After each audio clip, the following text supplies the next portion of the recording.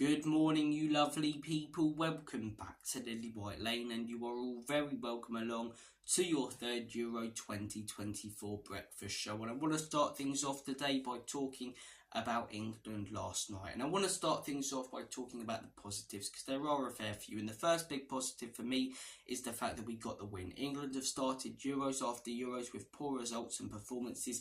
Was yesterday's performance good? No. But was the result? Yes. It's always good to start a campaign with 3 points. Top of the group already gives us a huge advantage over the other three teams in the group. And as I say, it's a good start to the tournament. It's something that we can build on, and a lot of teams that win tournaments build their way and grow their way into tournaments, and I wouldn't be surprised if England do the same. Look at Argentina in the last tournament, lost their first game to Saudi Arabia with a pitiful performance. So look, it's a good win to start the tournament. There's definitely things that we can build on. A huge positive yesterday as well, Jude Bellingham. This guy is the future of England. He's going to be playing for England likely for the next 10 to 15 years, and I cannot wait to see more of him. 20 years of age, 10, 15 years time, he might be classed as one of the greatest players of all time. He is absolutely world class. To join Real Madrid and at your first season at that club, with the amount of pressure when you win the Champions League and get the whole crowd singing "Hey Jude," it speaks volumes about how good of a player he is, and he showed it again yesterday for England, absolutely bossing that midfield. He plays with such a swagger, such an arrogance, but he backs it up with the amount of skill and how good he is on that football pitch. Jude Bellingham, I absolutely love you. What a football player. What a football player. Another one yesterday, Declan Rice. I won't give him any credit for Arsenal, as I say, because I am biased, but for England, you have to give him his flowers. And yesterday, the guy was absolutely superb. Time after time again, he would step into the midfield, and a lot of the time he'd done really, really well. But the few times, as I say, where the tackle that he put in didn't, retain the ball for us, Declan Rice would drop into his position, as I say, cover for him and get the ball back. He does that so well. He's absolutely brilliant in that midfield.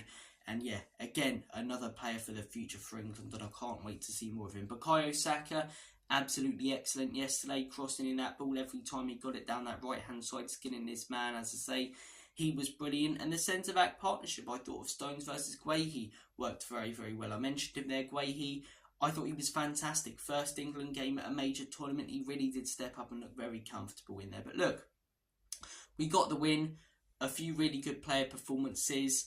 But do I think it's coming home? Look, things can definitely change in a tournament. Things can definitely change in a tournament. People who watched the 1966 World Cup will tell you that we started really poorly, and no one thought we'd win that World Cup after a 0-0 draw with Uruguay. But at the minute, I don't think that it is coming home. I don't think that England will win this European Championships, and that is not due to the lack of quality in our team. That is not due to the players that we have. That is not due to the foundations or squad. That's not even due, as I say, to the lack of players coming through. It's due to the manager. It's due to Gareth Southgate. It's due to Mr. Safe. It's due to the man who, when we go 1-0 up in a game, no matter who we're playing or the stakes of the game, he will sit back. Why? I do not understand it. Oh, but Italy won the World Cup doing it in 2006, 18 years ago. Where's Southgate been over the last 10 years where football's evolved? Has he watched the Premier League? You can't do that against top-level teams with top-level players. You cannot score a goal and sit back. It may have worked before, but why do you think that Jose's not succeeded over the last few years in football? Yes, he's been at Tottenham and the clubs that he's been at haven't really helped him, but it's because you can't sit back on a 1-0 lead. The quality of football has evolved. Tactics have hugely evolved. And if we do that against a team like a France, even a Belgium and Italy, we will get broken down and we will get knocked out of the tournament. Because when we concede that first goal, there is no plan B. There is no plan B. Tournament after tournament, as I say, we've scored goals early in games and we could have really kicked on. And that's why I was impressed with a few of the games in the World Cup. And I'll give Southgate, credit where it's due. The Senegal game and the Iran game and the Wales game. Those 3 games, he did put the foot on the gas pedal when we scored that first goal. But in big games before, the 2018 World Cup, I'll cut him a little bit of slack because it was his first tournament and he'd done fairly well. But semi-final, you score a goal a few minutes in. The momentum's with you. England on their way to the final. And you sit back. You let the Croatian fans get up for it. You give that team momentum. They start believing. And when you have a team with the likes of Luka Modric start believing, you're not going to win that game. And we didn't. We got knocked out and we got battered because we sat back. Italy, 1-0 up, a minute in at Wembley. You'll never have a greater opportunity to win a tournament. And we sit back. Why? We're at Wembley. The crowd's up for it. The team's got momentum. But we sit back. I would understand sitting back a little bit more on a 2-0 lead. I wouldn't necessarily like it, but I understand it a little bit more. I would understand sitting back a little bit more if we had more quality defensive players. But the best part of this England team is our attacking midfield. So I don't understand why we're not playing a more attacking style of football. Or not even counter-attacking. You know, we went 1-0 up. The first half I thought was fairly solid. I thought first 20 minutes we looked really, really good. And in the next, as I say, 25, I thought we had a good defensive structure about ourselves and we did counter fairly well. But the second half, as I say, there were no counter-attacks. No players were committing themselves forward. I've seen people blaming Kane. What's he supposed to do when he holds up the ball, which he did brilliantly a few times off Milenkovic? Pass it to who? The invisible man? There were no runners. No one was going forward, and that's a tactical thing because Southgate's told them not to risk it. Even little things that you pick up on, you know, the lack of risk that this England team takes. We don't play out from the back. We don't play through the lines when we've got opportunities to. We choose to smash it long or, as I say, play the easier and simple passes. And I'm sorry, not taking risks and being so safe like that is not going to ever win you tournaments. Do I think that England can and probably should win this tournament? Yes, I do. Do I think that in spite of Southgate, the quality of this team, the quality of that midfield, the quality of the attackers that we have can still get us to win and take it on themselves to do what they like on that pitch and score goals and win England games? Yes. But at the minute, I struggle to see us winning a competition with Southgate. And I really do hope that no matter what happens after this Euros, he is gone. Because how many more years are we going to have of this golden generation that we're going to spunk up the wall? You know? Incredible players in this England team, and we're wasting it on a defensive manager. And nowadays, international football, Jurgen Klopp, as I say, he's tired of managing Premier League football. It might sound outrageous. I wouldn't be surprised if the England job came up and he took it. Why wouldn't he? You get a chance to manage Bellingham, Foden, Kane, all these extraordinary players, and it's not constant pressure like managing a football club. You're not playing every single weekend. You know, there are good managers out there that would want to come to this England side. I know that the level of international management is very, very different to Premier League and other top leagues, as I say, but there are managers that would want to because of the quality.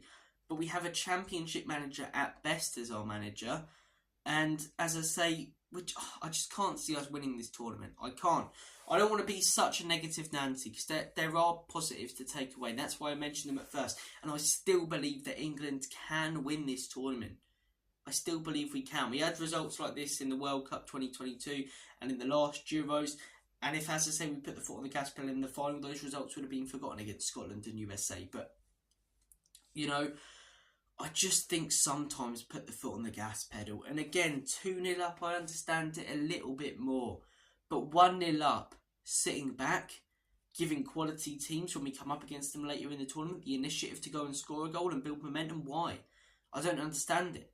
If you want to play a more safe game, play a possession-based game. Guardiola's won titles doing it. I'm not saying you're going to do it as well, but the players know how to play that possession-style game. They'll take it upon themselves to play it brilliantly. Play defensive with possession. Your style of defending is keeping the ball so the other team don't have it when you score a goal and waiting for those openings. But it's an old school way of looking at football from Southgate. He's very safe, as I say. And look, I will give him credit on certain things. I will. 2018, again, semi-final was frustrating, but no one expected us to go as far as we did in that tournament. We didn't have the quality we have done in the last few years. But over the last few years, I feel like we're spunking a genuinely golden generation up the wall with a safe manager who's playing a defensive game with a ridiculous amount of attacking talent. I still think England can win this tournament, but it's not going to be easy to under Gareth Southgate. But look, England won, Serbia 0. Comment your thoughts and opinions on that. Slovenia versus Denmark was the other game in the afternoon, as I say, in England's group. But this was quite an enjoyable watch, in all honesty. I thought Denmark started fairly well. First half was quite tight. A brilliant goal from Denmark. Lovely throw in, as I say, little flick on. I can't remember the guy's name, to Eriksson, who chests it down and scores a brilliant goal. It reminded me of Messi's in 2018 against Nigeria in that World Cup. Absolutely fantastic goal. Second half, Denmark, as I say, took their foot off the gas pedal a little bit, tried doing what England did with a 1-0 lead, and the lack of quality that they had, Slovenia managed to get that equaliser, and deservedly so. They missed a fair few big chances, Slovenia. Start of the second half was a little bit boring, but after that, they grew their way into the game, got a bit of a lucky deflection, but they deserved that with some of the massive headers that they missed. And I think it's a better point for Slovenia than Denmark. I think England should have the beating of both of these teams, but we're not going to be battering them. That's not Southgate's style of play. But look, decent watch this game. Good point for Slovenia. Denmark would have wanted more. That Serbia game for Denmark is absolutely huge. Obviously, the England one as well, but I think the other three teams are probably looking at the England game as much for a free hit as you'll get in a tournament. You know, it's the other game, the Serbia game, the Slovenia game, the Denmark game, for all three of them that matter most. So, look, comment your thoughts down below on that game. I thought it was a decent watch, and I thought Slovenia played very, very well in that second half. In the early game, the Dutch versus the Polish. The Dutch bring some awesome support to tournaments, man. I mean, did you see the Orange Army, the clips on Instagram and socials of them marching through the streets? Absolutely excellent fans. They really do have brilliant fans, the Dutch. And the Orange Army in there, as I say, willed their team on to come back. I thought Poland started fairly well. No Lewandowski, no problem at the beginning of the game. But the quality for the Dutch got them through. I was quite gutted not to see Mickey starting, in all honesty. I don't know how he's not. I do not understand how that back three is not Van Dijk, Mickey van der Ven and De Ligt. Someone please explain it to me. You know, Ake, good player, but just getting over those? No. Oh, he plays for Man City. If Mickey van der Ven played for Man City, they would have won the title by like 20 points this season. But as I say, Koeman as well. Some weird antics from him, as I say, sticking his hand up his hooter. But look, decent watch this. Good comeback from the Netherlands. I'd like to see them go far in the tournament. I predicted that they wouldn't concede many goals because of that defence. But if they're not playing Mickey, if they're not playing the defence I expected them to, maybe they do. Maybe they do. But I'd like to see them have a good tournament, and it was a good start for them yesterday. And look, today's games, we kick things off Ukraine-Romania. Not the most exciting game, but it's the Euro, so I will watch it. I think Ukraine will probably win this. I think Romania have had a decent qualifying campaign. Stanciu in the midfield as the same man as well. They've got a few decent players, Romania, but Ukraine have got a little bit more quality. As I say, had a decent qualifying campaign, caused England some problems when they played against us. Obviously, Zinchenko, Mudryk, Sigankov. I think Ukraine will win this. I'm saying 3-1 Ukraine. Get the goals back in the tournament after Southgate ruined that. So, decent game there. I am predicting the 4 o'clock, or sorry, not 4 o'clock game, 5 o'clock game. What is the 5 o'clock game? I'm struggling to forget. I might have to check my notes in a second. I know the 8 o'clock game is France. We'll talk about that quickly. France versus Austria. Austria under Ralf Rangnick. I think they'll set up well. I think they'll cause France some problems in the first half. I think France will win this 2-0 though, and the quality will get the better of them later in the game. I'm struggling to think of who plays this afternoon. Is it Belgium? I think it might be Belgium. I think Belgium played this afternoon against Slovakia. Yeah, Belgium versus Slovakia. I think Belgium win that game. I think Slovakia lack a lot of quality. Hamšík used to be their main man. He's not there anymore. You look like a Slovakia team. I don't really know any of them, in all honesty. Belgium coming to the end of their golden generation, but they've got a fair few good players coming through. Jeremy Doku, Leandro Trossard, and with the likes of De Bruyne as well in there, I think that should be enough to get them through. Luis Openda as well. I'm going to say 4-1 Belgium.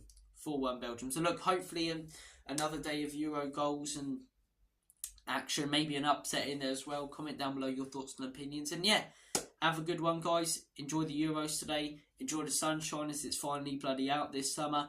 And as always, come on you Spurs. In Big Ange we trust. Enoch and Levy out. Up the England, up the Euros. See you guys later.